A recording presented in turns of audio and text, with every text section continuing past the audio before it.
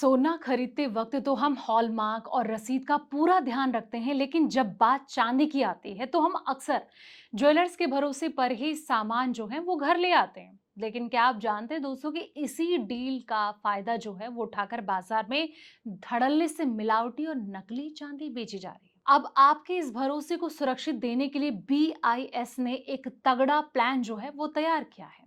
अनिवार्य hall marking से लेकर सख्त टेस्टिंग तक, कैसे अब एक एक ग्राम चांदी का हिसाब होगा और इससे आम खरीदारों को क्या बड़ा फायदा मिलेगा, चलिए इस रिपोर्ट में जानते हैं। नमस्कार, मैं हूं आपके साथ संध्या बिष्ट और आप देख रहे हैं द इकोनॉमिक टाइम्स हिंदी। सोने की कीमतों में तेजी के बीच अब लोगों का जो रुझान है वो चांदी की ज्वेलरी की तरफ बढ़ता जा रहा है। बढ़ती मांग को देखते हुए भारतीय मानक ब्यूरो यानी कि BIS चांदी के गहनों की टेस्टिंग और हॉल मार्किंग की व्यवस्था को और मजबूत करने की तैयारी कर रहा है। BIS के एक वरिष्ठ अधिकारी का ये कहना है दोस्तों कि अगले 2 साल में देश भर में चांदी की जांच करने वाली लैब की संख्या बढ़ाई जाएगी। चांदी की हॉलमार्किंग साल 2005 में स्वैच्छिक है और सितंबर 2025 से हॉलमार्क वाली चांदी के गहने पर हॉलमार्क विशिष्ट पहचान यानी कि HUID नंबर भी दिया जा रहा है। इस नंबर की मदद से ग्राहक जो है गहने की शुद्धता की जानकारी जांच सकेंगे।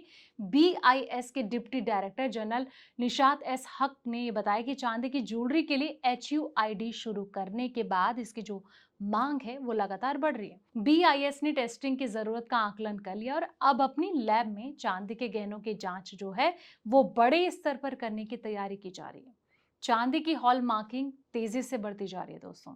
आधिकारिक आंकड़ों के मुताबिक 2025 और 26 में करीब 59 लाख चांदी के गहने पर हॉल मार्किंग हुई और ये संख्या 2024-25 में करीब 32 लाख थी, यानी कि एक साल में चांदी की हॉल मार्किंग में काफी तेजी हुई।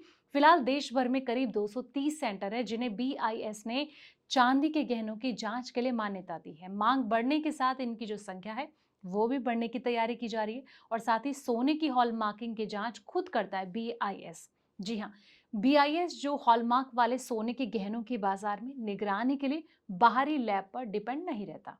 इसकी जांच BIS अपनी लैब में ही की जाती है। अधिकारियों के मुताबिक हॉलमार्क वाले गहने की जो जांच व्यवस्था है वो कहीं ना कहीं उपभोक्ताओं का भरोसा बढ़ाने वाली BIS की प्रमुख व्यवस्थाओं में से एक है। BIS बाजार से सैंपल लेकर उनकी जांच करता है। अगर कोई उत्पाद तय मानकों पर खरा नहीं उतरता है तो उसके खिलाफ कार्रवाई भी की जा सकती है।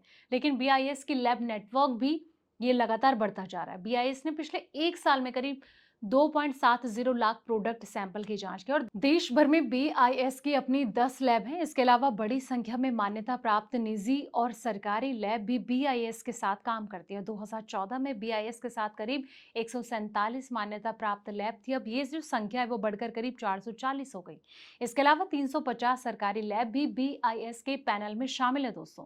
टेस्टिंग में AI और रोबोटिक्स का भी इस्तेमाल किया जाएगा। जी हाँ, BIS जो है टेस्टिंग को और तेज और बेहतर बनाने के लिए AI, मशीन लर्निंग, रोबोटिक्स का इस्तेमाल भी आजमा रहे हैं और सीमेंट की जांच के लिए रोबोटिक आर्म का ट्रायल किया जा रहा है। इसके अलावा लैब टेस्टिंग उपकरणों को लैब इंफॉर्मेशन मैनेजिंग सिस्टम यानी कि LIMS से जोड़ा जा सकता है। इससे टेस्ट के जो आंकड़े हैं अपने आप रिकॉर्ड और कैलकुलेट हो सकेंगे। इससे गलतियों की संभावना जो है वो कम करने में मदद मिलेगी। अब ऐसे में आपको बता दें कि अगर किसी ग्राहक को BIS प्रमाणित प्रोडक्ट को लेकर शिकायत है तो कहीं ना कहीं वो BIS केयर ऐप के जरिए शिकायत कर सकता है, तो ये सुविधा भी उसके लिए उपलब्ध हो सकती है। ऐसे में BIS ने ग्राहकों से अपील ये की है कि वो BIS प्रमाणित उत्पाद खरीदें और हॉलमार्क देखकर ही ज्वेलरी जो है उनको शुद्धता पर भरोसा वो कर सकते हैं। दोस्तों फिलहाल इस रिपोर्ट में इतना ही। ऐसे पल पल के अपडेट्स के लिए आप देखते रहें द इकोनॉमिक टाइम्स हिंदी।